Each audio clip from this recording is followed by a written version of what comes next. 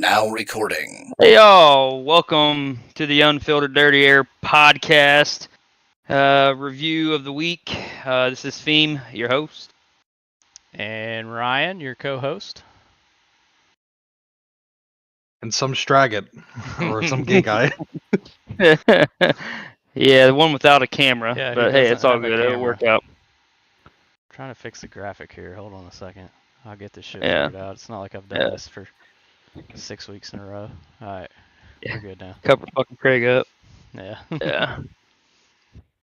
Who knows how to do things? Where the fuck were we on Sunday? I don't remember. Pocono. Gives a Pocono, yeah. Pocono. Yeah, Probably- Pocono straight up my ass. Fucking good race. Yeah. Probably the best best race overall, at least. Yeah, Theme's getting fucked up, so can't wait for that. But yeah, I mean, the fact that we went 80 laps at Pocono and didn't have a single caution other than stage breaks, pretty impressive, I would say. Yeah. But what y'all think? I mean, everybody obviously, I think, still had a few run-ins here and there. I actually didn't. I had a pretty solid race. I finished 12th. I didn't get any stage points or anything, but had a solid finish and really didn't really have any issues, honestly, with anybody. So that was kind of a first. But what about y'all? I know Feem had a few couple little issues. I know Lighter didn't have a good day, so.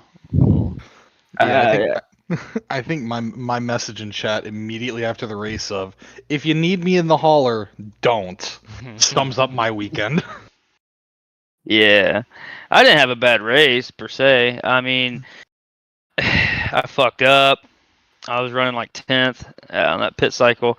I followed somebody in the pits. I followed Del Markowski into the pits, and I didn't, just followed him. I was like 6 over the speed limit.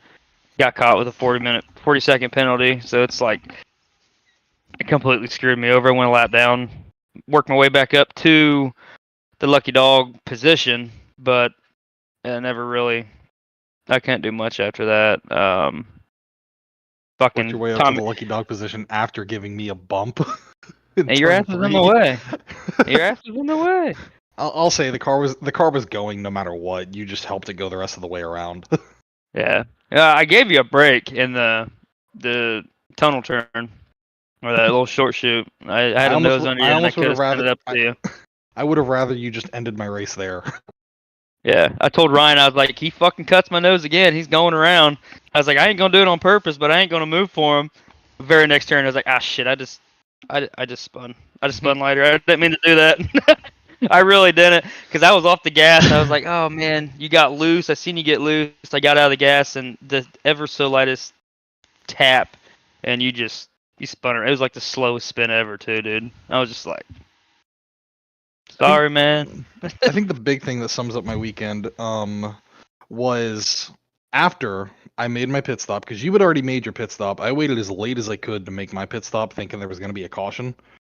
Yeah. And when I finally made it, I came out like 5 seconds in front of the fight for the lead, and I'm just like, you know what? I'm just going to run my line. They'll catch me eventually. If one of them dives it in stupidly, that's on them. And then coming out of one, what happens? All three of us get loose. I'm the one that gets the worst of it. I like slide down, bounce off the wall, bounce off Gaiman, bounce off the top wall again, and go all the way down to the bottom.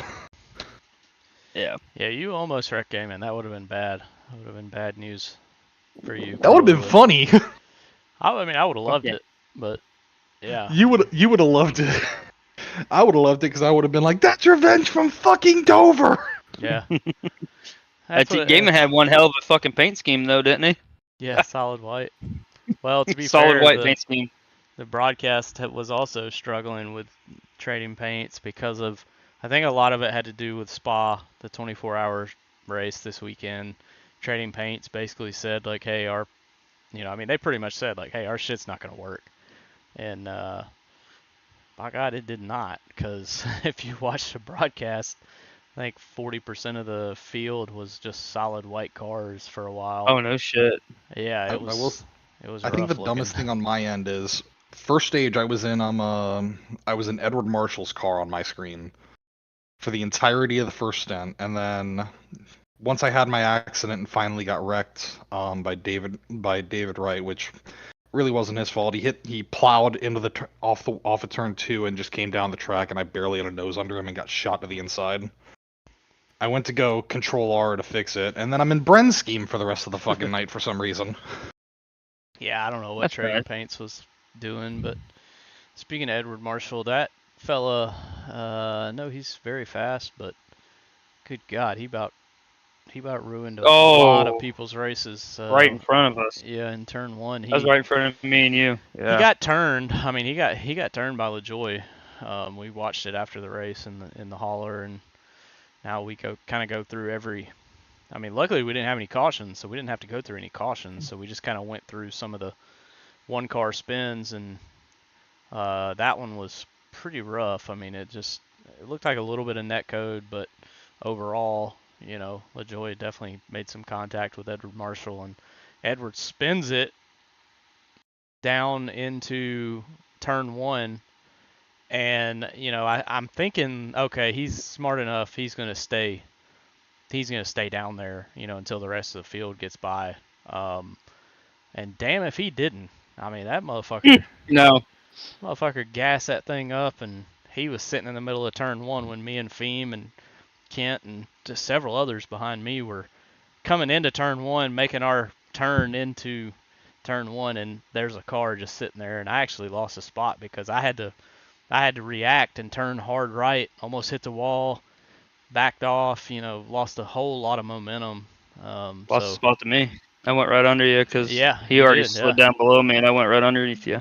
So that was kind of shitty, but that was really the only altercation that I really had. I mean, but I mean overall, I mean, pretty damn good race. I feel like this Sunday, that qualifying setup again is shit. It's ass.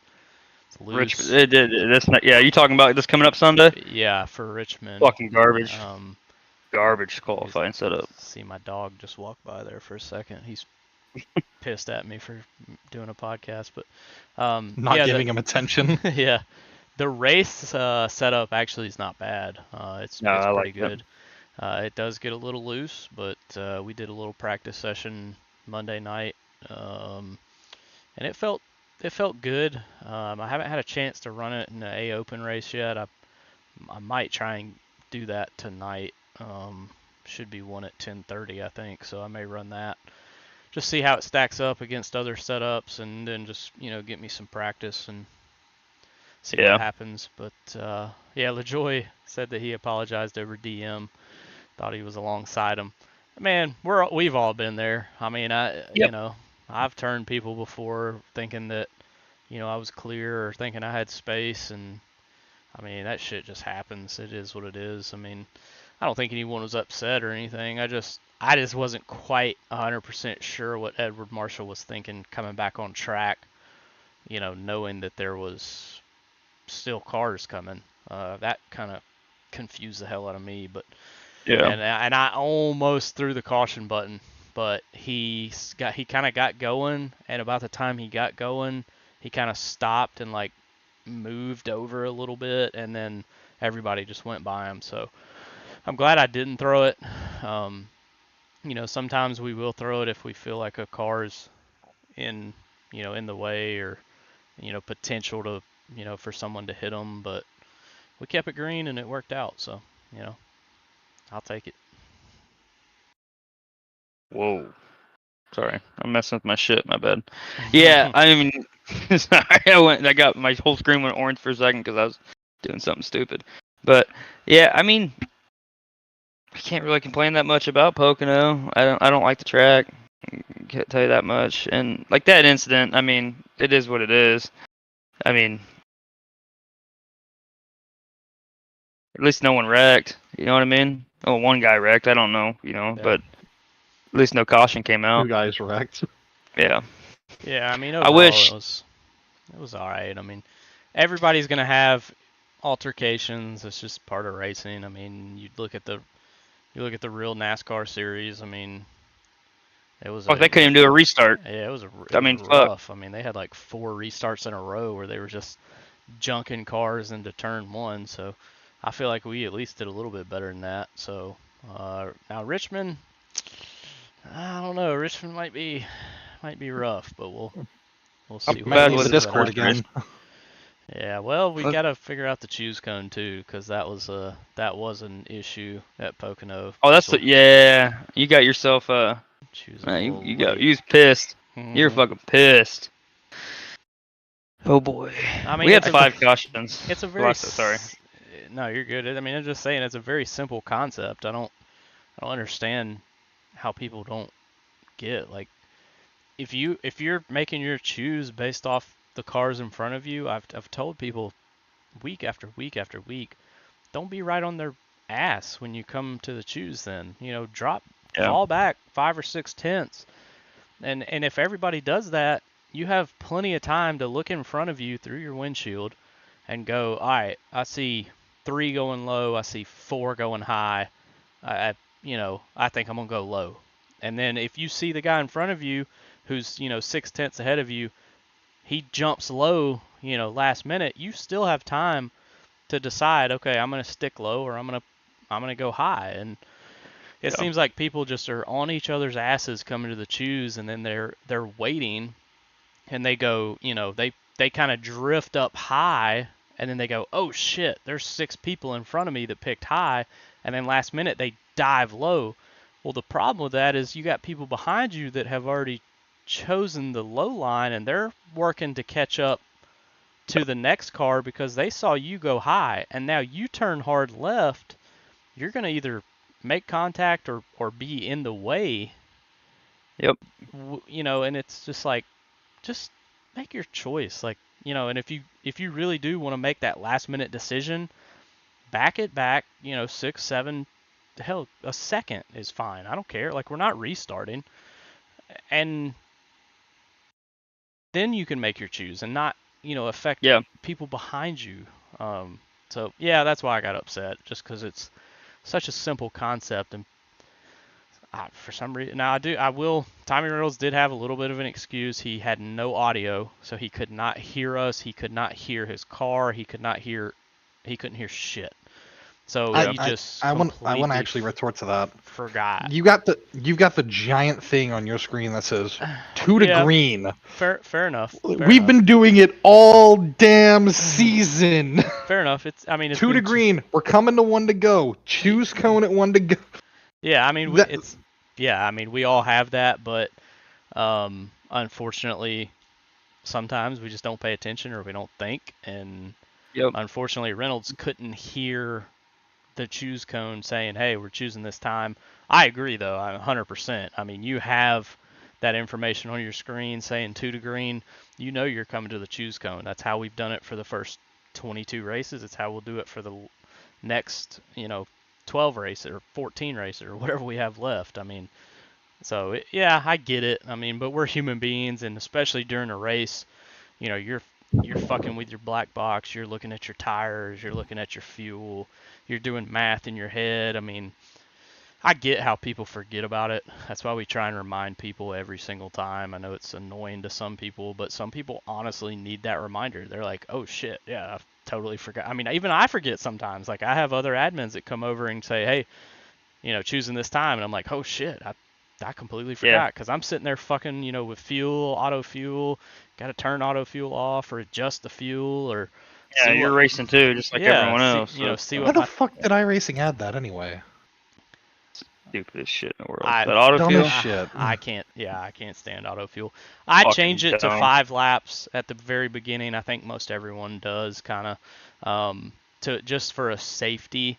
But I still can't stand it. Like on a last stop, like for Pocono, like we had, if you had that auto fuel turned on and you had it only at 1 lap of, buffer, I know, like, I filled it completely up. And when I took the checkered flag, I only had 1.2 laps of fuel left. So if I would have had auto fuel on, know that I would have made it to the end. If I did, it would have been literally coasting on fumes. So it was, yeah, I've never been a fan. I don't know why they added that. I mean, I get why they added it, but it's like, let us like default it to be off, and Yeah. if you wanna, do auto fuel, then turn it on. Don't default it to auto fuel. That just to me is just stupid as shit. Yeah, it's dumb as a motherfucker. All right. All right. So I think that's Mike. Is that Mike LaJoy?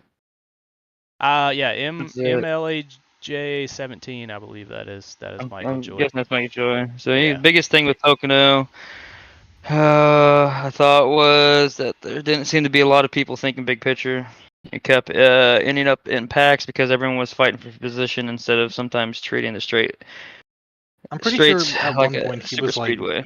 top 5 or something, and I think it was like the top 6 or 7 had broken away, and the top 2 had broken away from those. And he gets on comms and he goes, "Hey, why not instead of fight? Why don't we all just get single file and try to catch these guys up ahead?" And nobody decided to get in line. I mean, that Yeah. makes sense. I mean, but because it is really, I mean, it's one of it. I think it is the longest straightaway in NASCAR. So, these cars are obviously they're not as fast as like Gen 6 or, previous cars, but they still have a lot of speed. I mean, they're hitting, 185, 190-ish, going into turn 1. I mean, I agree with them completely. I mean, the straightaways are absolutely super speedway type runs, and Yep. what happened, at least from what I saw, back where I was racing, because I wasn't up front ever, but somebody would get a really good run off 3, and instead of just staying behind that car and pushing them and gaining, they would pull to the left. They would set themselves up for turn 1. They dive it into 1, and then Blow the fucking corner. yeah, Ruin all of their momentum out of 1. go up into 1, and then the car behind them would have a better exit out of 1, and then they were side by side again going into the tunnel turn, and then it was like just constantly the whole Yep. track. It was like side by side, and I agree. I mean, if you link up, 3 or 4 cars deep, you're gonna make some time on, the top 2 or top 3, because you are pushing each other down these long ass straightaways. But Yeah. unfortunately, some people just didn't care, didn't comprehend. I'm not sure, but I agree with them there. I think it was definitely a super speedway type feel on the straightaways, but when you had somebody come, try and pass you, you lost all that time, because now you're side by side going not only down the straightaway but into the corners, and it kind of fucked everybody up. Yeah, and I get the idea that probably some people think, well, with these cars and racing with these cars, it's all about track position. So I mean, I can almost see where some people are thinking, hey, I need to get every position that I need. But man, if you're doing it, then 10 other people are doing it as well. So you might as well just stick in line, because you get 15 laps into that run, everyone's going to have their shit torn up anyway. So you're going to be able to pass easy, But I mean, I understand it from a, track position, point of view, but I do agree with the staying in line kind of thing. Which shit, I probably dove it a couple times on Sunday. We all make a move eventually after a few laps, but Yeah, I yeah, think we all did at some point, but overall, I mean, hell, to run 80 laps and have 2 cautions, and both those cautions being stage breaks, it's pretty impressive. So, yeah, what's next? I think we've covered Pocono pretty well. Let's move on. We're gonna do a little quick recap. We gonna cover ignition any? fuck ignition. And, I'm joking.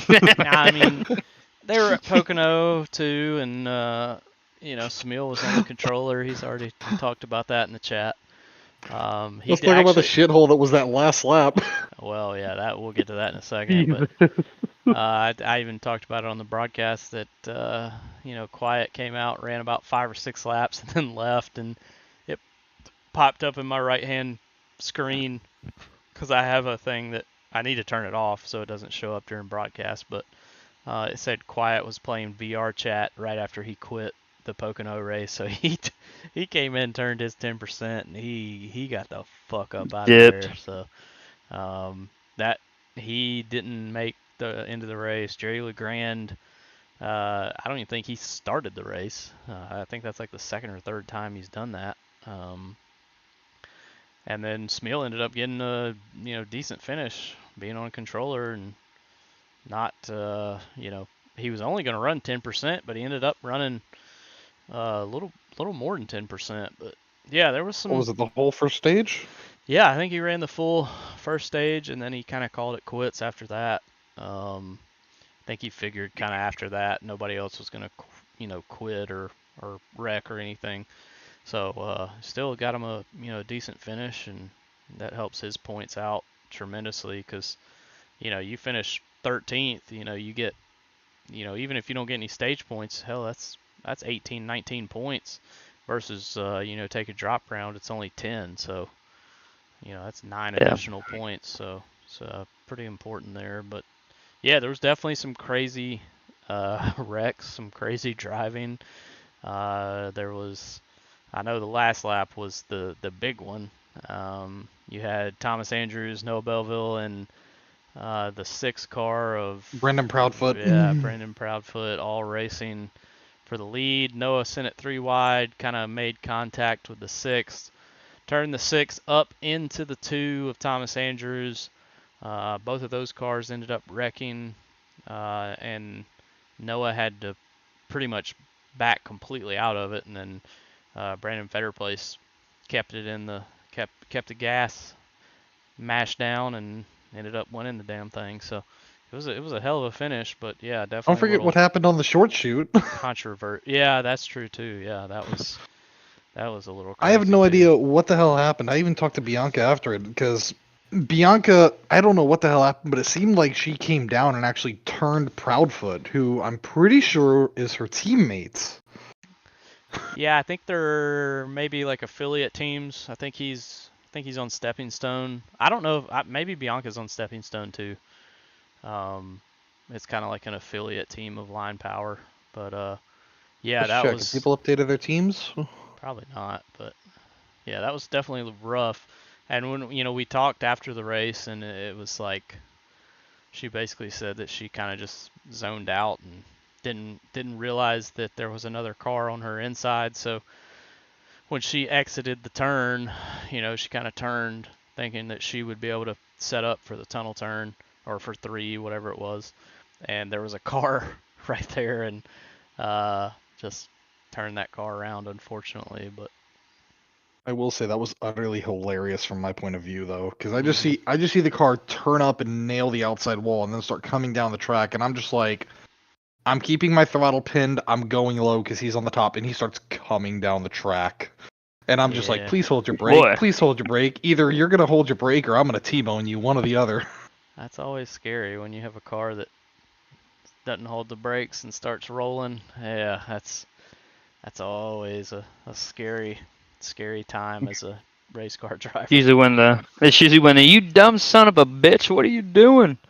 It's usually when that comes up. A lot earlier on where Markowski was involved in some accident and I missed him by mere millimeters. Mm-hmm.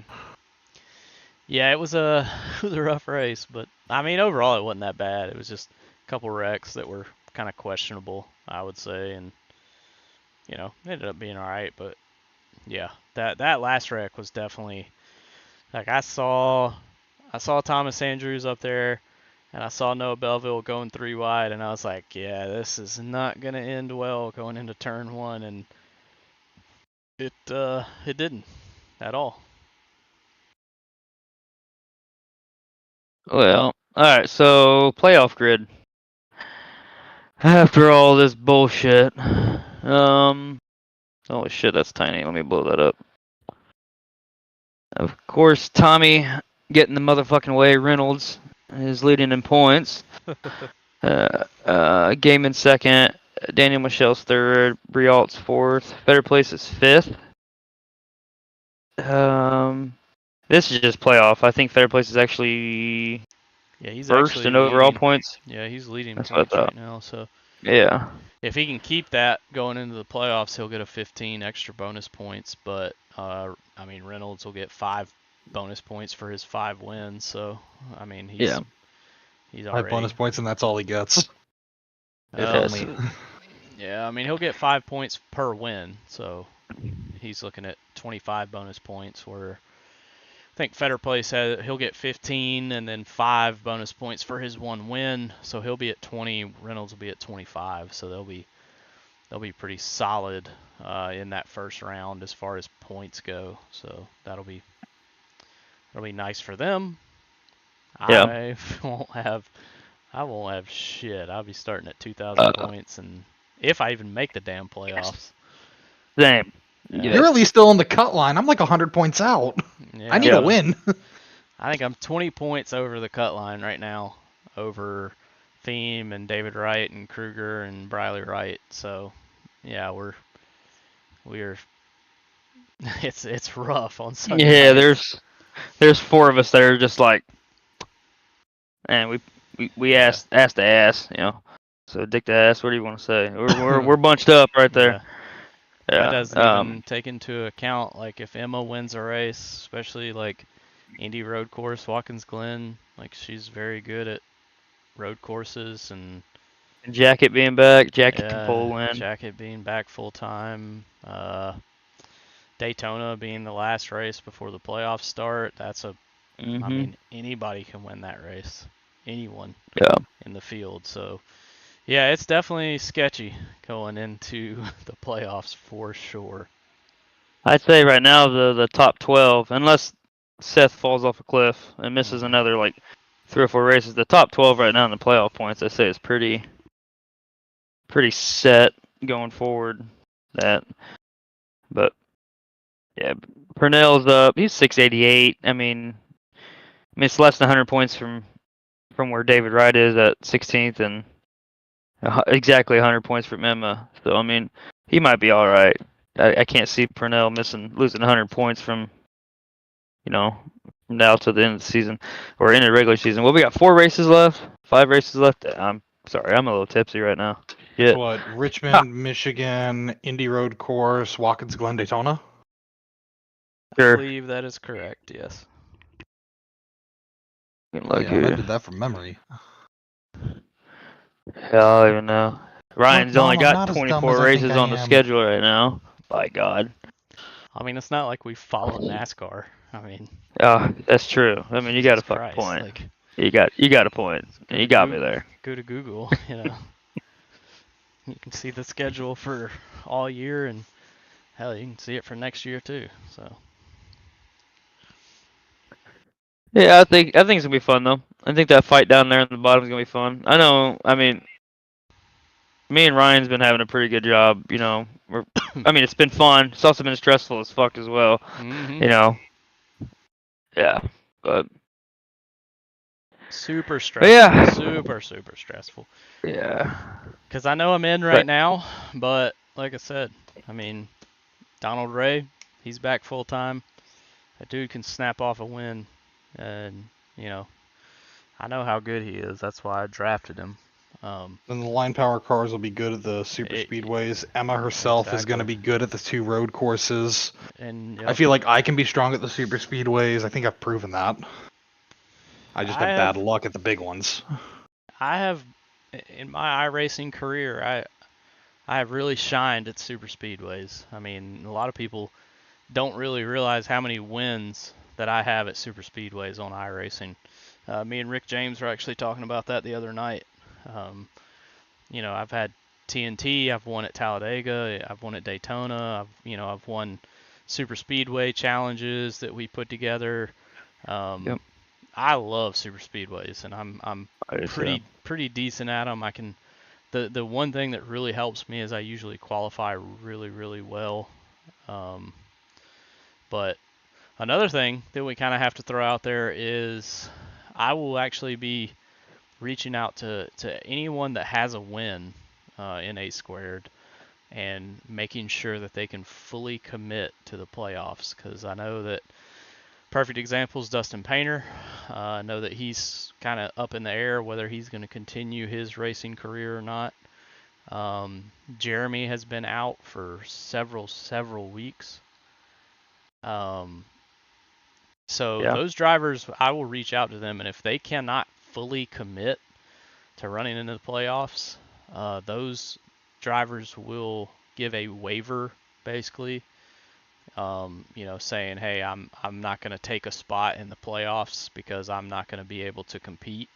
So it could be that we have, one or two extra spots open up based off points. But that'll kind of come down to the last week, honestly, at Daytona. I mean, obviously, if Dustin is not able to race anymore, or if he, I think he'll still be able to race, but just may not be able to commit to A squared. Still haven't talked to him really. That'll open up another spot. And then Jeremy, I think is planning to return, hopefully for the playoffs. But there's other people. Steven Oberstadt has a win. Tommy Withers has a win. I'm gonna need full commitment out of both of them as well. To make sure that they can be there week after week and not take a spot from someone that has been consistently there week after week after week, and then they're not going to show up. That's a huge deal. So we'll have that kind of in effect as well. So might be a couple extra spots opening up for the playoffs, but probably only like one or two if that is the case. But we'll keep y'all updated as we find out that information as well. Yeah. I feel like my luck would just be I end up winning a race, and then the very next day, because I've got a trucking company that's actually pretty much down my neck trying to get me hired with them. I got to drop out of A squared. My luck would be I win a race, and then the very next day they're like, "Yeah, come up to Nashville, Tennessee to come do your orientation," and I'm just like, "Motherfucker." Yep. Hey, real life always comes first. That's what we always say. I mean, sometimes you gotta do what you gotta do.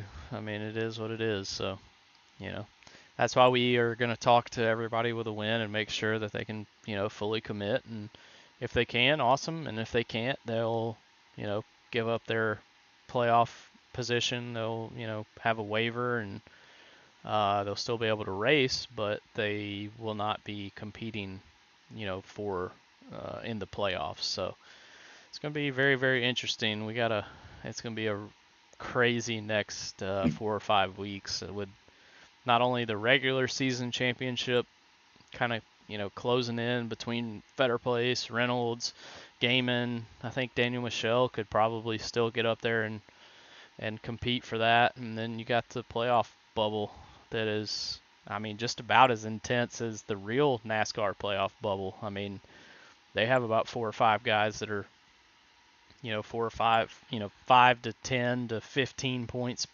apart from each other, and we're dealing with almost the exact same thing. So it's crazy how realistic it is between Maybe not the quite two as series. close, but it's up Yeah, there. I mean, yeah, it's not 5 point. Well, I mean, Feem and David Wright, they're like 5 points between those two, and obviously right now both of them are in. But let's just say Emma Kruger, knocks out a win at Indy Road Course or Richmond, or I mean, she's fast everywhere. She could win anywhere. That then locks her in, and then it throws David Wright out, and then David Wright and Feemster are battling for the playoff spot, and I'm only like 18 or 20 points ahead of Feem right now. So 17. Yeah, 17 exactly. So that's one bad race. That's one race where Feem gets stage points and I don't, and he passes me. So it's going to be crazy. I think that's why you see all of the playoff drivers driving as hard as they are, because we're literally battling and scrapping for every point we can possibly get. Yeah. You and me would have been close to flip flopping this week if it wasn't for my damn fuck up. Yeah, you sped on pit road or something. Yeah, sped on pit road. It's all I needed. It's all you needed to pass, man. He's probably like, "Oh man, that sucks, motherfucker." Yeah. Fuck you. But As he's driving by, as you he's in the driving by, pits, he's like giving the finger out the yeah, car, it's a even though he can't even just a do that. virtual fucking.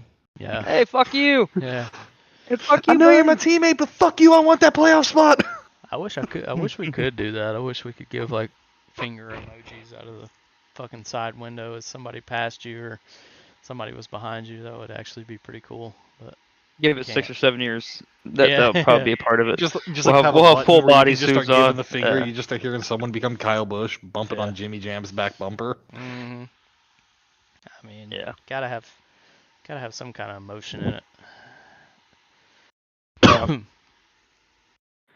Yeah, oh, fuck. So Richmond. Hmm. Hitman. It's not bad. I mean, when we did that test on Monday, I mean, we're all relatively close in speed. Yeah, the track Honestly. got really fast later in the evening when it got some wear on it, and then the temperature went down. It got really fast. There was actually a couple people in there that aren't even a part of A Squared that ran damn really fast lap times.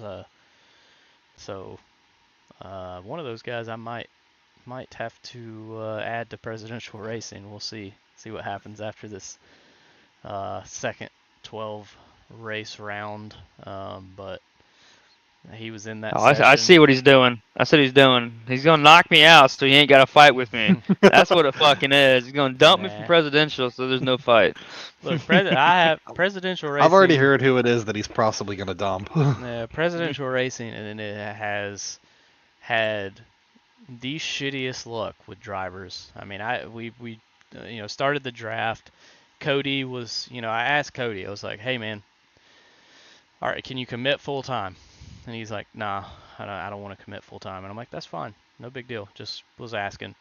So I drafted Jacket in the first round, and after the first 12 races, guess who comes back full time? Cody. Yep. With Seth, with Sunday Money. And then Cody, obviously got to a point where he was like, "I don't want to do this anymore. This is not fun for me." So he left ARCS, left Sunday Money Racing. Well, because of the rule, if you have a driver that leaves the Discord server, you're forgetting one important part in this story. What's that? The fact that Jacket left you. Well, yeah, I was getting to that. Yeah, he's getting there. Yeah. I'm getting there. So, because that's where that rule came from. Because obviously after, the first few races, Jacket was like, "I'm out. I don't want to. I want to take a break," and he left the server. That's how I was able to pick up Matthew Kent. Same way that Sunday Money, when Cody left, they were able to pick up a new driver. Just so happens that the new driver they picked up was Donald Ray, who was on presidential racing. So, yeah, we have not had the best of luck with drivers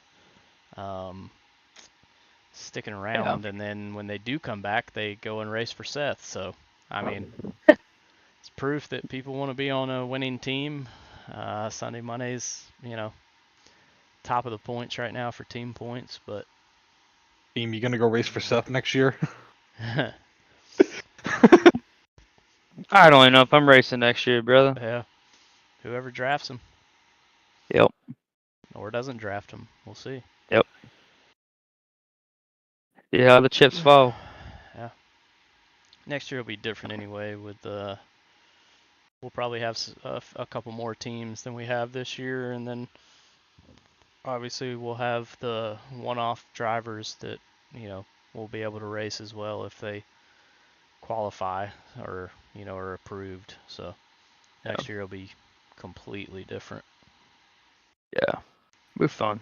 It'll be fun. This year's it's been a good year. I mean, we had a little spat there for a couple weeks where Ryan said, "Fuck y'all, I'm out." But I mean, other than that, I mean, it's been an okay year.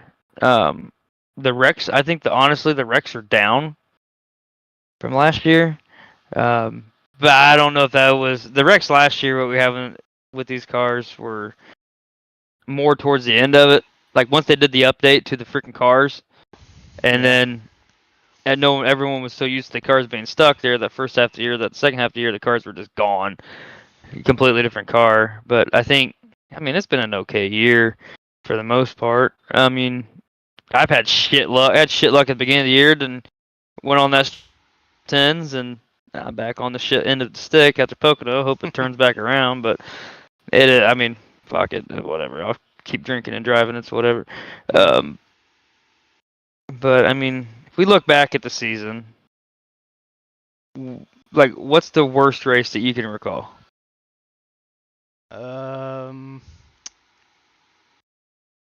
This is for the chat as well. Yeah, I don't know. I can't. I have a short memory, so I don't really hold things in my brain very long. But Are we talking personally or throughout the season? Throughout the season. I just think overall, yeah. I mean, I know that. Shit, what was that race where it was like? I mean, it was fucking awful.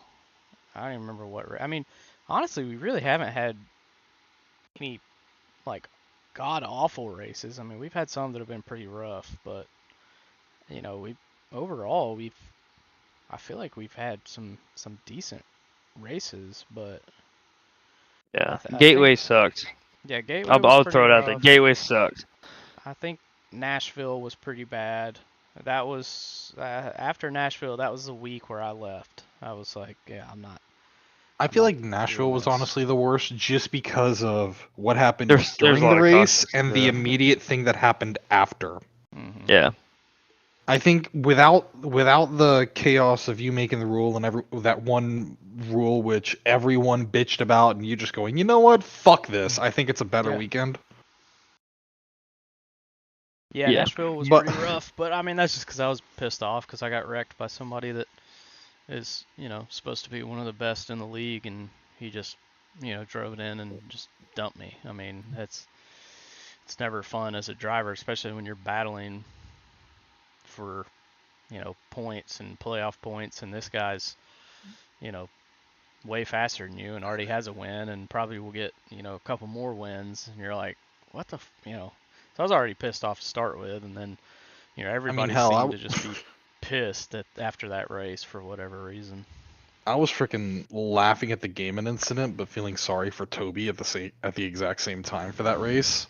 Because I know exactly what Gaiman was trying to do. Gaiman was trying to dive down my inside going into 3, because I was the immediate car in front, and I see him go to make the move and spin off Estes' bumper.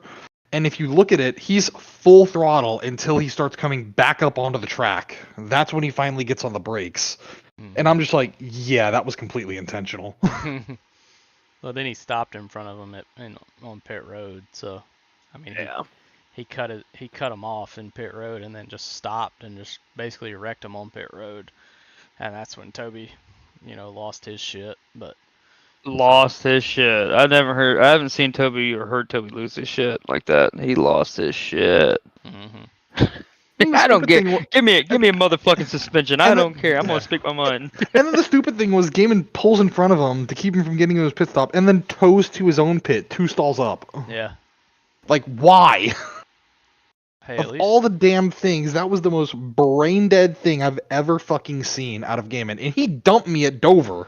At least Feem's now not mixing the Jaeger with the Coke. He's just taking it straight. So. Yep. Yeah. He said, "Fuck, be a man. Be a shithole."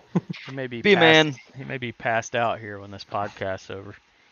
Yeah. But yeah, it looks like LaJoy said that he wasn't there, but he, you know, everybody seemed to think it was Nashville, and then Bryn, you know, said that it was not really a specific race, but just more isolated incidents, which is kind of what I said. I mean, I don't think that we really. I mean, Nashville was pretty rough. And Daytona was rough to start. Yeah, but I mean that's super speedway. You know, kind of. I mean, shit. Well, I mean, very first lap you had Briley nearly wreck you. Yeah, well, Briley and then Briley goes for barely an open gap under Oberstadt and causes a massive accident on like lap 3. And I only remember this because I laugh at this moment. Theme goes from the top lane all the way down to the bottom and just doors me, and we both go sliding up into the wall. I had nowhere else to go. It didn't even look like you touched your brakes. It looked like you just cut the wheel hard Cut the left wheel. and just went, fuck it. I'm getting out of the fucking way. I don't care who's below me. I'm hitting that son of a bitch. Fuck it, I'm wrecking the Happened gay to be guy. you. Yep. Fuck that That gay was guy. all I'm it taking him was. out. I spent all the way up until the second stage trying to get back on the damn lead lap, only to get wrecked later on and be the cause of 2 of the next 3 freaking cautions at the end of the race. Nah, Because me doors ended up getting closed on me. Me and Bradley have definitely had our altercations at super speedways. I know he wrecked me in TNT at Talladega last season. This previous season, not the not season 7, but season 6. And I mean, just ran my ass over going into the corner, and I spun out. I saved it. Didn't hit anything. Didn't wreck. So obviously they kept it green, but I lost the pack, and I never could catch up. I ended up going a lap down. I think there might have been 1 caution right at the end, or maybe not, but because I was by myself, I lost the pack. I went a lap down, and so yeah, me and Bradley at super speedways don't get along very well sometimes, but I mean, it is what it is. Yeah, you always have those certain guys that you're around all the time, and you're always racing with each other at certain tracks and shit like that. So, I mean, I've fucking me and Lighter, we've battled fucking handful of fucking times at different tracks. Well, move that motherfucker. Oh, I did. Never mind. I did move him. I moved him at You Pocono. did move me That's last right, I fucking did. weekend. Yeah, moved that some bitch out of the way. That's what I did. I will say this, as much as I had horrible luck at Pocono, I feel like either New Hampshire or Dover had to be my personal worst race. Oh man. Yeah, that Personal worst was- race was Auto Club for me. Love that track, but I had so much bad luck. Not Dover mainly because I was like P6, given I hadn't made my pit stop and we were in the final pit stop stage. Seth passes me on the outside on fresh tires the lap before this incident happens. Gaiman comes up on me, and rather than trying to fucking like go to the outside or wait till the straightaway and get a better runoff, he just straight up gets in my bumper and just turns me. And I hit the wall, bounce off, and nail him. And then in the hauler, because I immediately called him to the hauler afterwards, he goes, "Don't get in the way of leaders." And I'm like, "You're a lap down to me. What do you mean?" Don't get in the way of leaders, my ass. Speaking of Dover, I'll race that fucking track every goddamn week. I will not lie. I absolutely fucking love that track. It's a fun track. I'll race that in Martinsville every goddamn day of the week. Yep. I can't stand Martinsville, but I can't stand New Hampshire either, and I finished 3rd. So I think Go For- figure. I think me and Gaiman have only had 2 or 3 incidents. Pocono last week, Dover for sure, and then Gateway, where I think I made Ryan need a new pair of pants. yeah, I do remember that. Yeah, I apologize for that. I was completely out of control. Hey, we've all been there.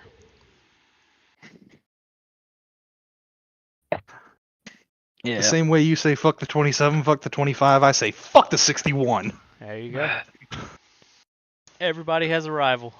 Sometimes they don't even know it, but I'm telling you, everybody has a rival. That's just how it works. I Yeah. mean, if you don't have a rival, then you're not racing hard enough. Bottom line. The sad part is I wouldn't be pissed at Gaiman if he didn't have such a horrible ego. The dude talks like he's fucking Okay, here we go. Jesus. I don't even know a good person to describe him to. Like, who the hell do I even describe him to? Ty Gibbs' ego when he was in the Xfinity series that last year? Like, what the hell do I describe him to?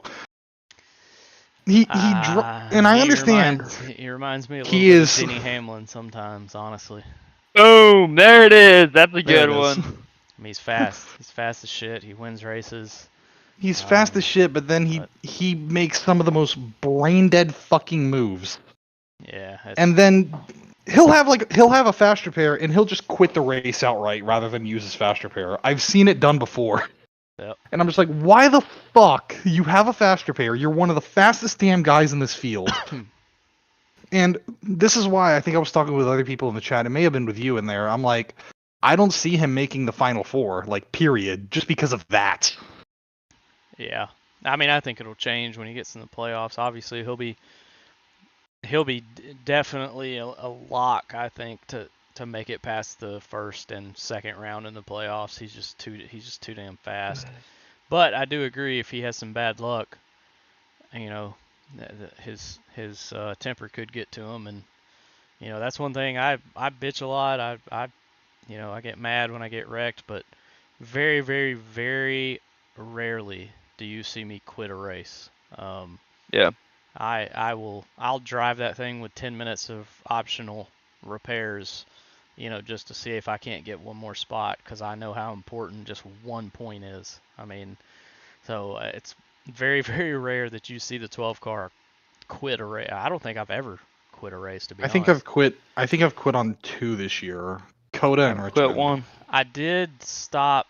I didn't quit necessarily, and I actually came back for Chicago Street Course. Chicago. Yep. I parked it, and then I realized that I think it was Gaiman that quit, and then I saw Dustin quit, so I'm like, well, hell, let me try and get back out here and get 2 more spots, and I was able to pass Gaiman, but then I unfortunately I couldn't get Dustin. I was like 1 lap short on laps, but yeah, I mean, you can never give up. I mean, and again, to people that have wins, it doesn't matter. Like, they can quit because they're not worried about points really, you Yep. know.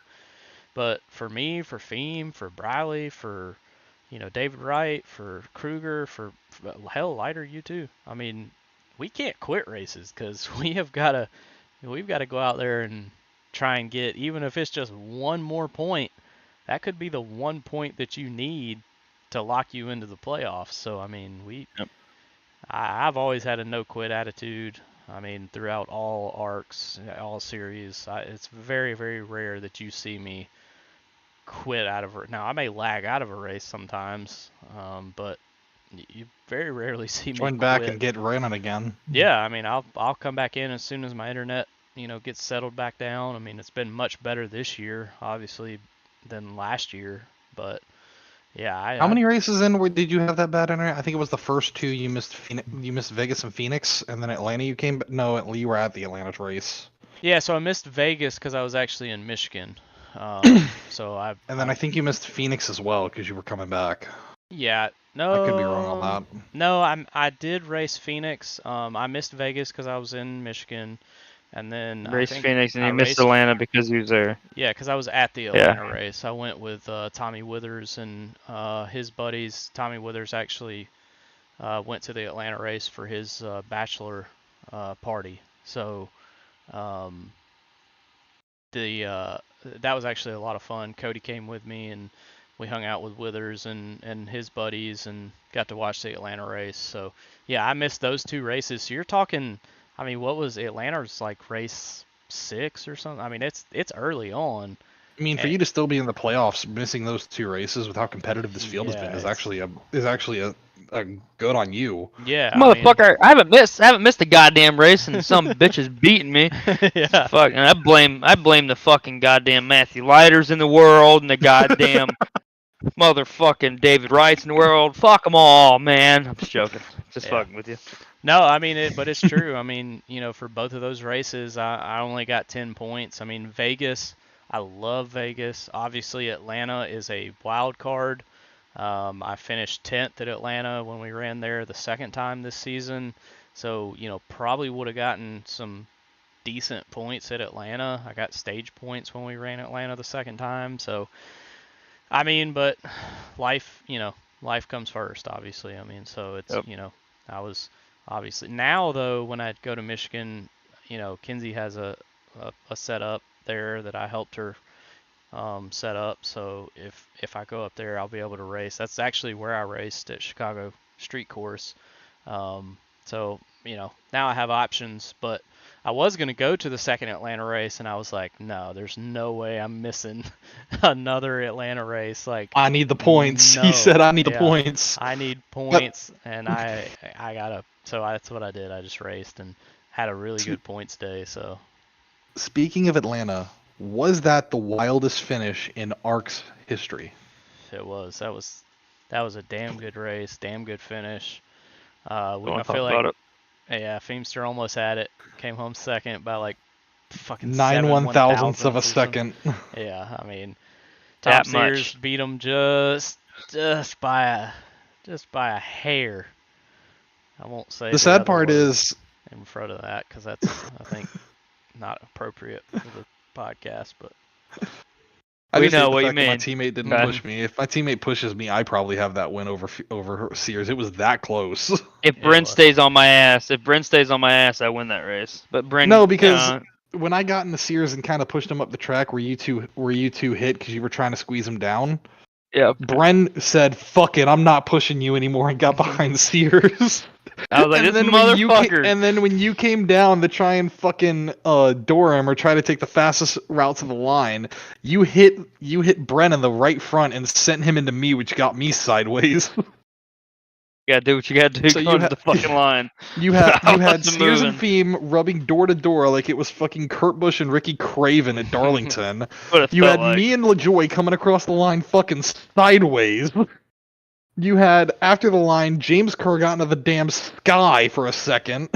Yeah, it was a hell of a It was a finish. really good race. It was a really good race. And we Not raced each being- other with respect too. I mean, it was, we really didn't run over each other. The wrecks that did happen were just kind of normal, natural, super speedway type shit. I mean, there was nobody, blocking, crazy. I mean, yeah, there were a few moves that were kind of questionable, but overall, it was a really good race. So yeah, I feel like the whole season. I mean, yeah, we've had our races where we've struggled and we've had a bunch of cautions, but overall, I really feel like we have done a really good job this year. Obviously, last year was kind of our learning year. I mean, that was our first year on iRacing with A squared, and then this year I feel like has been really better. I feel like using the I feel like with the custom setups, I know a lot of people bitch about them, but I feel like it's really made the racing better because Yeah. you can kind of, I mean, we've had a couple setups, race setup, qualifying setups kind of hit or miss. I mean, that's kind of like a, you got to know how to drive that damn car, especially when it's as loose as it Loose. is. But Yeah. the race setups overall, I feel like have been really, really good, and it's been able to provide good racing. It's been able to provide people, being able to make passes cleanly, and I feel like it's just really helped out the racing. But again, I could be wrong, but I enjoy them. I mean, it seems to help, kind of know what the car is going to do. It's not as, oh, I'm in it and it's tight and now it snaps loose. Like, that doesn't happen near as much with the custom setups we use. So I've enjoyed it. Yeah. Yeah. All right. So think about this. We'll give people, everybody in the chat can answer this as well. Think back on the season so far. Personally, what's the worst and dumbest move that you've seen somebody do all year? I already know mine. Gaming on Estes. I already know mine. Like where you was actually like involved with it. That's what I'm saying. Oh, gaming on me. Oh. Yeah. But hey, that's personal. We don't need to talk about that shit on the podcast, okay? Yeah, y'all's But- personal. What? That is the dumbest move. I'm thinking maybe Yeah. Ryan's might be at Martinsville. I'm not 100% sure. No, I'm not actually, 100% sure. that is one. Tommy Reynolds. Yeah, I mean, and Emma Kruger said Tommy Reynolds. I knew that was coming. So that's what I would have said. Oh, 100%. Until you said one you were involved in, that's when that kind of took that. To me, that was the dumbest move we've seen all year. But one I was Yeah. involved in was the 25 at Nashville. Yeah. Absolutely, no questions asked. Yeah, Tommy Reynolds dumped me at Martinsville. Um, I'm about to say Tommy Reynolds too. Holy shit! God damn it, Tommy! So we got So- 3 Tommy Reynolds. So that's So if never Emma good. ends up Moment- wrecking Tommy Reynolds out of the playoffs, can we just give Tommy Reynolds an award that just says congratulations, you played yourself? Hey, yeah, I we'll mean, see what happens. I mean, there is a Charlotte Roval in the playoffs, so that'll be. I think Emma's that'll just be gonna end up getting interesting. payback. But yeah. yeah, So I mean, mine has to be Nashville with Daniel Michelle. I mean, that yeah, I lit a fire under his ass after the race. I felt like it was a dumb move. It was, I mean, obviously I'm not gonna lift. I have the spot. I mean, so I don't, but he's faster than me, and he, thinks he's better than me, and he probably is. I mean, shit, he's got way more points than me, and he's got wins, and I don't. So, yeah, I mean, I'm sure he is faster than me, but that doesn't mean you wreck somebody to, to gain a position when you've already had a win. But yeah, Tommy Reynolds at Martinsville is a close second. That definitely pissed me off because I had a decent day going until that happened, and then that was all she wrote. yeah. Mine is Tommy Reynolds at Bristol Dirt. So for y'all don't know, I was in the top 5 at this point in time. Brandon Fetter place. Well, I think me and Brandon were like fighting. Brandon was in front of me. Toby was beside me. Jacket was just behind us. We're going to the last turn of this fucking race at Bristol, and Tommy Reynolds is 9th, 10th, 9th or 10th at this point in time. Wasn't And that next when thing he tried to pull a Ross Chastain? he did pull a Ross Chastain and successfully pulled it, but in the process of pulling it, I'm trying to come up the track, and here's the 7 car just right by me. So I kind of move left because I don't want to get ass packed because I'll wreck the entire field. And in the process, Toby comes up, not knowing that Reynolds is on the outside. He comes up. We meet there. I get completely destroyed. Fucking ruined maybe a potentially top 5 finish at Bristol Dirt. That was the dumbest move I've been involved with in the season. Love Tommy to death, but that was just like, what the fuck are you doing? He rode the entire turn 3 and 4. He actually got penalized for that. He lost. Yep. He went to the last driver on the lead lap for that move. So Yep. yeah, that's twice now that Tommy Reynolds has gotten suspended / penalized for last lap maneuvers. So I still think the suspension when he wrecked Emma should have been a race longer. Maybe Tommy should be in the 1. Let's But that's talk my to personal Bren. opinion. Let's talk to Bren. See if Bren will trade Tommy the 1, and Bren can just run the 7 for the rest of the year.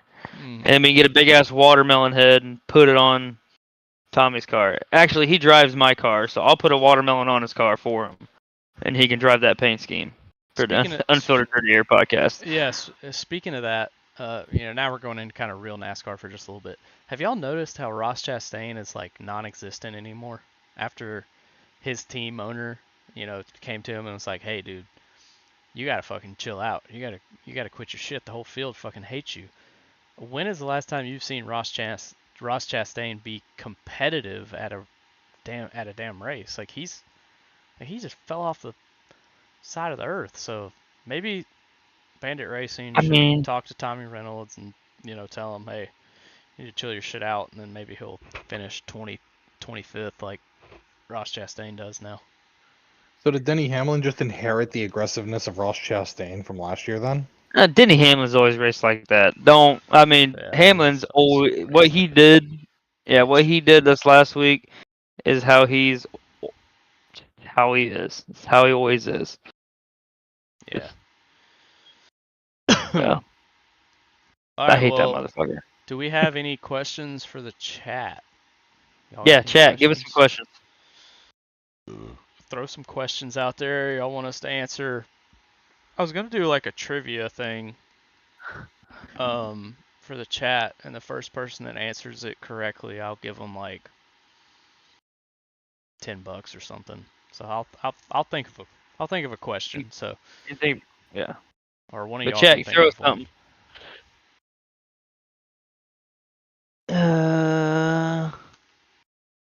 I'm just reading to the chat right now. Best and Yeah. worst driver in A squared. Oh, Ergonov is actually Brandon Proudfoot, I'm pretty sure. So yes, it is. Yeah. good to have him in the chat. That dude's fast, very fast. He drives a 22 Ford Mustang, which is things that make you go I'm just. Oh, so that's who you're gonna have replace. No, I just said he drives a 22 Ford Mustang. I didn't say anything. 9 plus 10 is Rich, watch 12. out! You're on the hot seat. Aiden. 9 plus 10 is 12. That's what my math teacher told me anyway. No, 9 plus 10 is 21. Yeah, that's what I said, 12.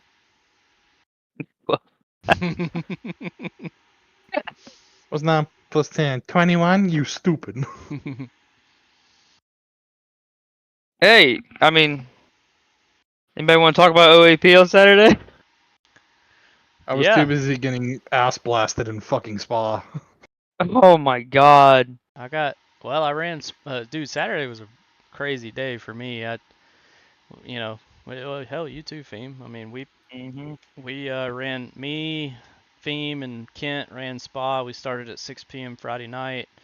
Obviously, I wasn't able to really help them much because I had ignition at 8 that I broadcasted, and then afterwards I did jump in the car for a stint, and then I got out and I was like, yeah, I'm going to bed. And so then Kent was like early in the morning for us. It was like 6, 7 p.m. for him. He was like, help, help. And his left leg, his left knee had like locked up, so he couldn't mash the brake anymore. He was just like taking his foot and just kind of putting pressure on the brake, and so he finally pulled it in pit road and had some damage. We fixed the damage, and then Feem, I think you got in the car for a little bit, and then I got in the car for a little bit, and then just to make my minimum laps, and then I was like, all right, I'm done. And then I think Feem got back in, and then we were like, all right, well, we can't do anything else, so Ryan, if you want to run some laps, you can, but you can quit whenever. So I was like, all right. So I get in the car, and I was like, yeah, I'm just gonna turn a few laps. And Feem's like, all right, Yeah. you good? You good? And I'm like, yeah, I'm good. I ended up running for the next 4 hours. Like This motherfucker. I turned like I think I turned like another 115 something laps, and actually gained us 2 more spots. So we finished like 21st or 22nd or something, and then went straight into the SNS All-Star race at iRacing Super Speedway. Got wrecked on the last lap for that one because Tristan was in the way. He was a lap down. He was up there on the high line.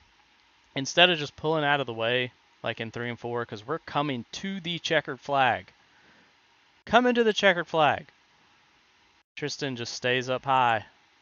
I don't know what the fuck he was doing then. I was watching this guy. Stays up high, and then he kind of goes up, and then he kind of comes down, and as he does, the whole field is passing him, coming to the checkered flag, and we all just wreck coming to the checkered flag. So it was the craziest shit. We were all just so pissed. We were like, what the fuck are you doing? Like, what in the hell? Like, I just don't, I don't get it.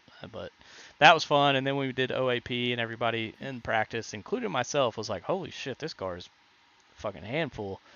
It was bad. It was bad. And we went the entire race with no cautions. And 112 laps, no cautions. I finished second, but I could not catch Christina. She's fast. Yeah, she was in a different zip code, but I got second. I mean, that wasn't bad. I messed up my first pit stop and kind of played it conservative just to try and not speed or anything, and that bit me in the ass pretty quick. Yeah, and for anybody who's has the OAP or whatever, we run the 2013 SS cars, NASCAR, the original Gen 6 cars, 850 horsepower, I believe is what it is.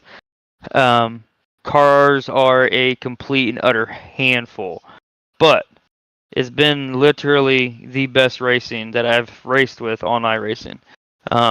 Through 8 races, we've had 6 We ain't gonna count Bristol. Bristol 2 weeks ago, we was all a little drunk and talked. Okay, we're gonna knock that one out. We ain't Yeah, gonna count that one. yeah, that one doesn't count. But if you get rid of Bristol through 8 races, we've had five cautions. Yeah, So it's not bad. the and when I say the cars are a handful, they are a fucking handful. Like in practice, I think the most anybody turned laps. Ryan, you turned 20 laps or something like that in practice, right? Yeah, something like that. And I turned 18. Those were the two top for the most laps turned in practice. Everyone else could only do like 3 or 4, and they were spinning out and stuff like that. But I was babying the shit out of my car in practice. I was just trying to do a fuel run. But like trying to drive those cars hard, like you got to drive the car. You don't worry about where anyone else is at. Drive the fucking car, and just keep her clean, and you can usually finish pretty good. But man, I kind of don't want to stop running those damn cars. Yeah, they're I don't want to fun. make any more paint schemes. So I think that if I do these cars again, it's just fuck the Yeah. whole IROC scheme thing. Just Yeah, bring a run paint scheme whatever. from 2013. Yeah, Yeah, we might do that for the final race of the season. Just run whatever paint scheme you want. that'd be fun. Yeah, we might do that. That's not a bad idea. I don't know where we're at for the final race, but it'd be fun. I made the schedule. I don't even fucking know.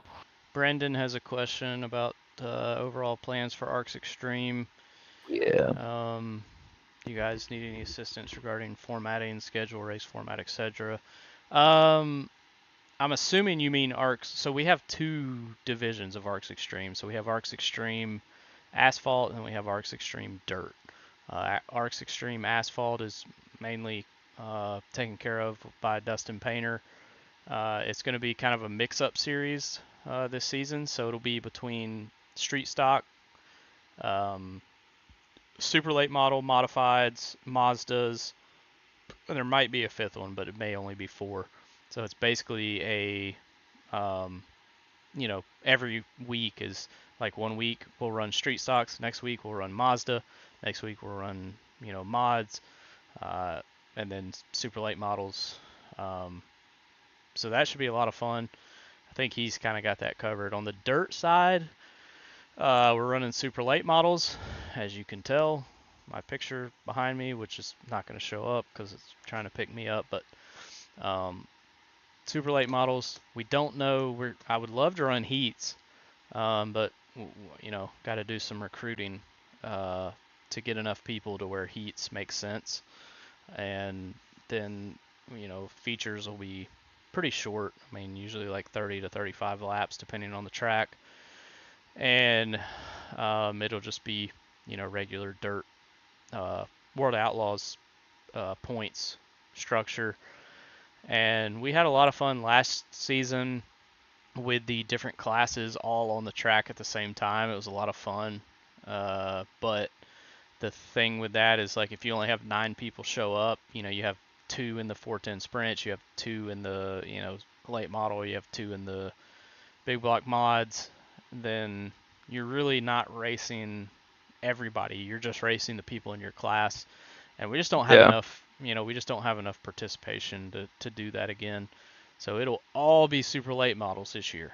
The schedule is already out. It should be posted in the Arcs Extreme section in the Arcs Discord.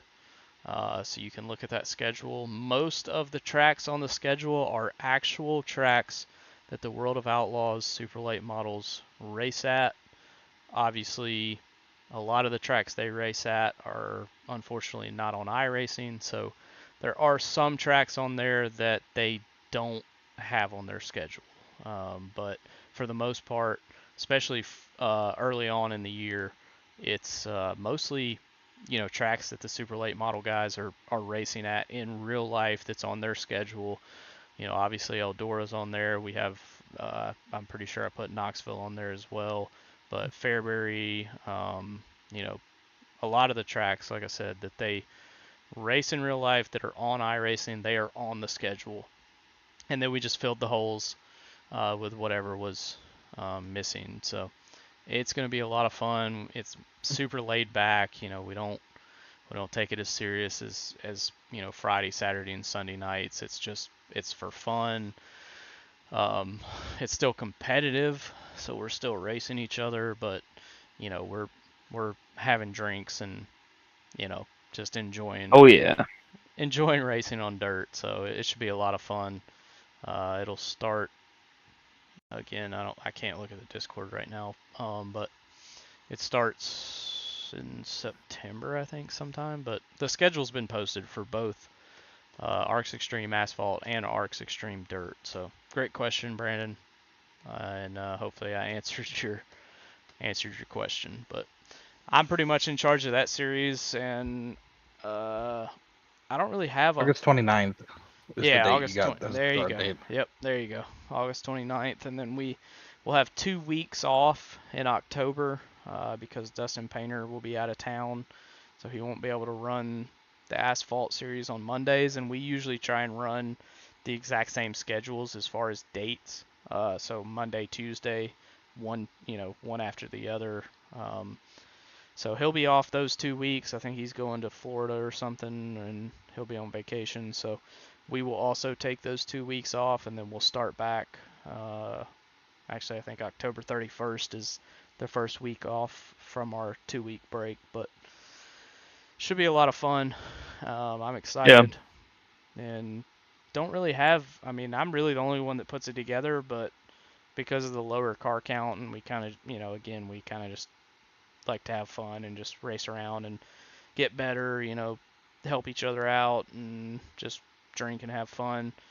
I don't really have like an admin team for Arcs Extreme Dirt.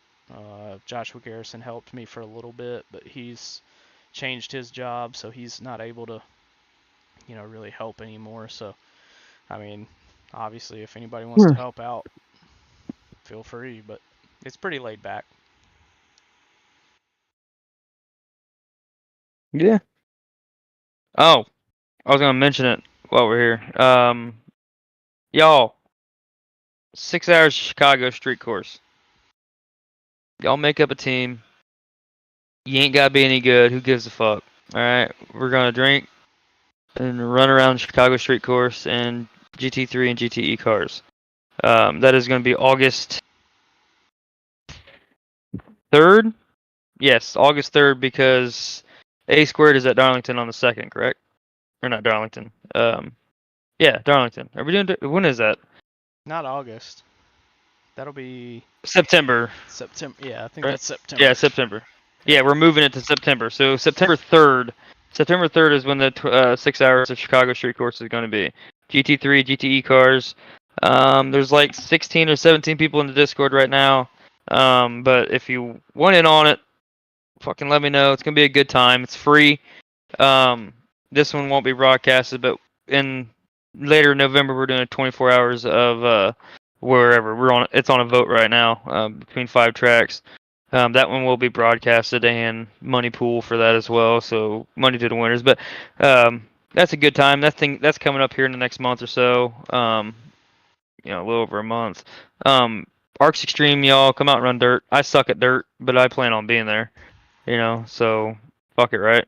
Yeah. I mean, I'm gonna spin out 15 times and hit the wall 12 more times, and I will say those cars fall apart really easily. Like just the tap of it, but other than that, they were fun to run. I'm kicking around, so I don't know who had the idea.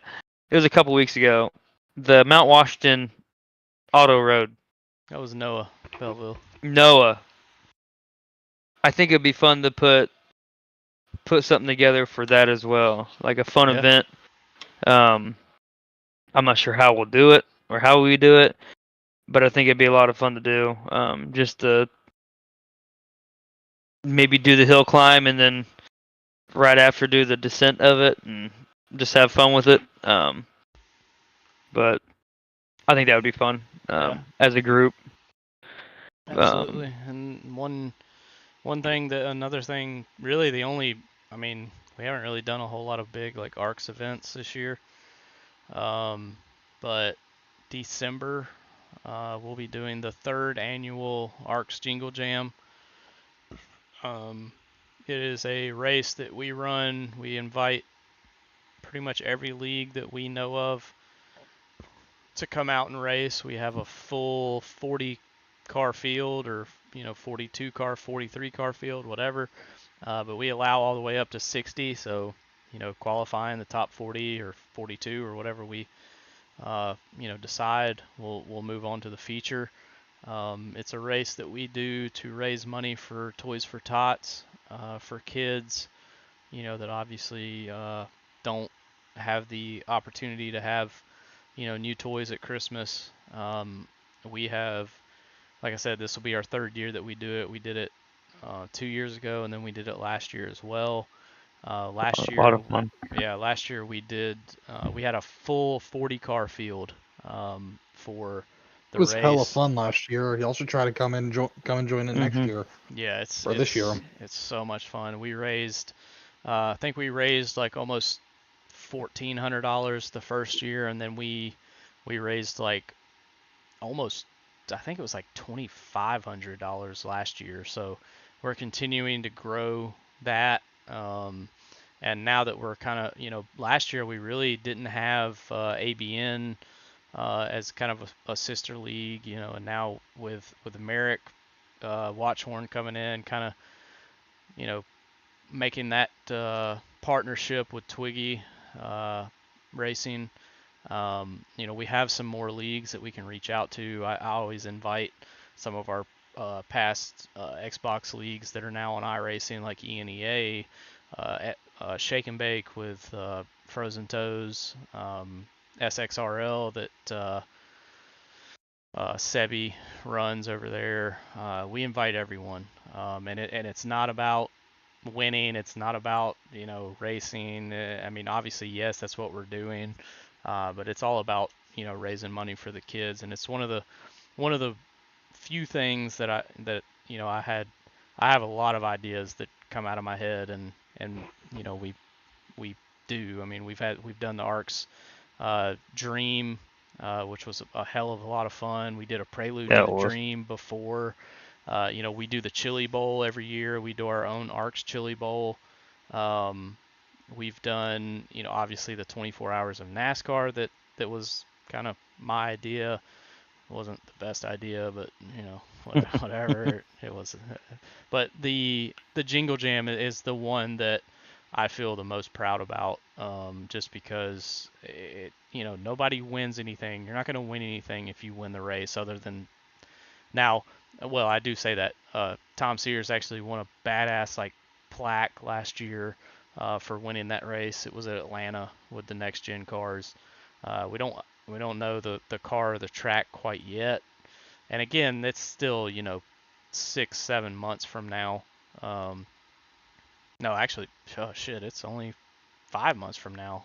Yeah, it's not that far away. Yeah, it's coming up quick. So if you do want to participate, it's a lot of fun. Again, we're all we all hang out. A lot of us hang out in the chat together when we're racing. Just have a few drinks. It's right before Christmas time. I think this year it'll be December 16th. It's usually on a Saturday night. We usually start at around 8 p.m. Eastern. So obviously, if you can't make it, that's totally fine. I understand.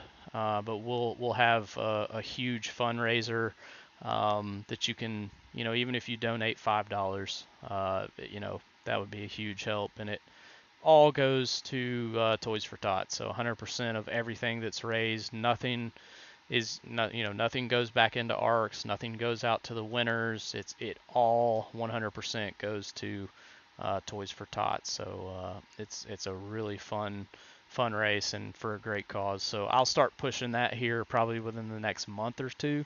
And I'll even post it in the ARCS Discord. Let's start pushing it now. Yeah, just for some of the new people, because we've had a lot of new people join ARCS in the past couple weeks, and maybe we can get an invite to Twiggy and an invite to ABN. I mean, everyone is welcome to come and race. It's going to be a lot of fun. We'll probably do trucks this year. I'm leaning towards doing a truck race. Just want to find a good track, that's multi-lane, competitive. Nothing that's gonna Michigan. yeah, I mean, I was leaning like Michigan Auto Club or like Chicagoland. One of those three. But yeah, we're definitely planning on doing that. So yeah, we're gonna push the hell out of that here in the next few weeks. May even post it in the Discord tonight, and y'all come out and race. It's a lot of fun, and like I said, it's a great cause. I mean, to be able to go and obviously a lot of us have kids, a lot of us have brothers, sisters, family.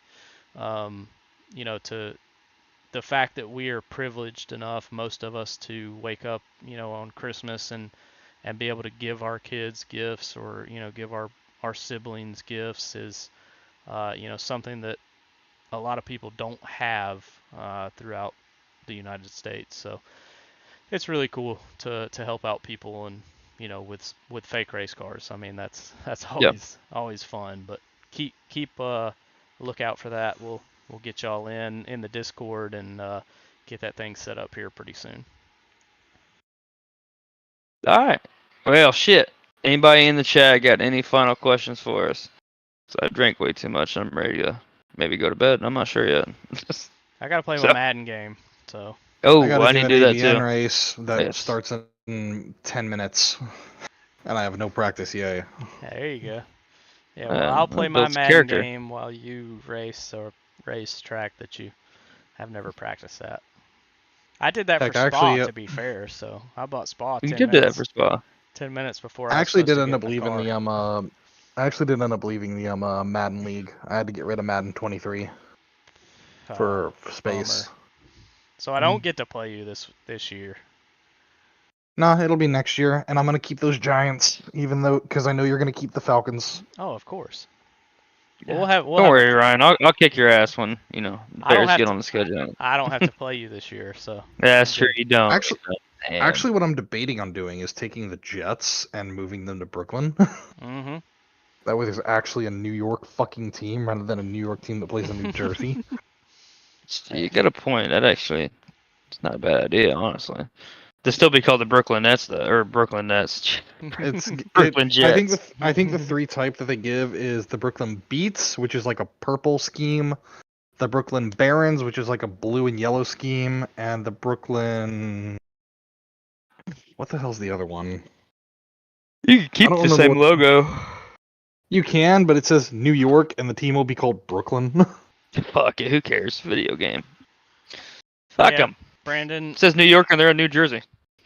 Yeah, Brandon, we have a Madden NFL 23 franchise, so we have we had like 10 people at one time, but we've kind of lost some people through the year. Well, I say through the years, through the Madden years. We've only been playing for a few months, but yeah, we all get on and we'll play our games, and sometimes we play each other, sometimes we play computer, and it's a lot of fun. But we will be moving to Madden NFL 24.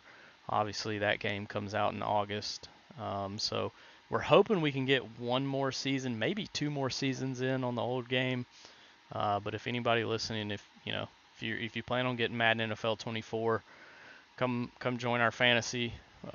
It's a lot of fun. We do obviously a fantasy draft at the beginning, so you can pick all of your players. So you don't have to even if you like the Falcons, for example, they're awful in real life. But I was able to get Nick Chubb. I got Stetson Bennett on my team. For some reason, he's superstar X Factor, whatever the fuck you've got him at. Hey, I didn't do that. That's the game. No, they just know how you good. You played him well enough to where the game was like, you know what, this guy deserves this X Factor. He is that good. And I have like 3 Georgia receivers. I have Darnell Washington as my tight end. I basically have the Georgia Falcons. That's basically what I have. But it's a lot of fun. So yeah, definitely. How long until Fiend plays you again, playing all orange with them Bucks? I do not play Fiend in the regular season, so. I'm sorry, no. Whoever owns the Bucks, it's Dustin, the painter that got him, don't he? I've already played Dustin twice. I've beat him both times. I got Withers week 11 and week 13, and then I got Seth, I think week 9. And then I had you, but you left. So only 3. We could meet in the playoffs if we both made the playoffs. Oh, absolutely, yeah. But the only thing is, I don't know that we would play each other because Withers is more than likely gonna beat me. So if you make it to the playoffs, you're you're probably not gonna play me, but I don't know. Well, maybe we'll see. Could have picked the AFC team, so I didn't have to play fucking Withers and like Mhm. the NFC side of the playoffs. Yeah, I can't. He's good. He's too good. But Yeah. all right. No, I guess nobody else has any questions. So Well, fuck them. Let's go home or yeah, get off here. Wherever. We're go already home. home, but let's go we, play our let's go play our Madden game. yeah, yeah. But hey, thanks for joining me, guys. Well, thanks for joining us, Lighter. I mean, it's just me and Ryan's kind of thing we got going on here, so appreciate it, man. I've been saying the last few episodes, I'm like, hell yeah, join. Let me join up. Let me join up, and then I never get anything about, hey, we're about to do it. Mhm. Yeah, this It's time almost I like you remember. didn't want me on the show. Actually, I didn't remember. Ryan goes, "Hey, Lighter wants in." I was like, "Oh shit, yeah, he does. Fuck, he keeps bothering me about it. Let me shoot him an invite. I know he ain't got a camera, but we'll bring him on here." So it's Yeah. not that I don't want you on. There was just He just more forgets. interesting people. I'm joking. I'm No, joking. you just don't want people to know you race with a gay furry faggot. So next time you got to get a camera, then you can. Yeah, You can really come out. I Here have and talk shit. a like my camera is like an 8-year-old Logitech camera that I just happened to find in my garage. Yeah. I think it was here before I moved in. It works, so I paid whatever. I paid like $25 for mine on Amazon. Like Yeah. it's terrible. It's not good quality. You can't even hardly see me, but hell, it's worth it. Yeah, it gets they're able to see something at least, Yeah. So fuck it. Exactly. But yeah, appreciate you coming on later. We'll have you back on. I know Sears wanted to get on, but things got in the way tonight as well. So so you just got one drunk guy tonight, compared to the last one. So Lurgan wasn't drunk last time. I couldn't tell you that. no, it was not. He He was was not. He under was the tired. he was under the influence, but it wasn't alcohol. Yeah. Yeah, but Ryan, you got anything to say before I close this out here? Nah, I'm good, man. Appreciate you having me, and good luck to everybody at Richmond that'll be racing. And again, we got a lot of cool events coming up, so we'll keep y'all updated on that and what our plans are. We'll really be recruiting hard for the endurance, not only the real iRacing endurance stuff. The next one I think is Le Mans. And then obviously Chicago Street Course, and then the 24-hour thing that you're doing, and then the Jingle Jam. So we got some really cool events coming up. I'm excited. I still have not streamed Flight Simulator. It's been like a month, so I'm gonna try and do that this weekend. A lot of people seem to really enjoy that. I enjoy it too. You get to kind of see the racetrack from up above, from the plane, and we'll be at Richmond, which is in Virginia, which is a little bit closer flight than having to fly all the way the fuck out there to damn New Hampshire and Pocono. So we'll see what we can do Sunday. But no, that's all. I'm good. All right. Well, fuck y'all. Love y'all. Mm-hmm. And we'll Make talk sure to to you spin next you on Sunday. Yeah. Bring it on. And fuck the 27. Fuck the 27. Later, Fuck y'all. the 61. Yep. See y'all.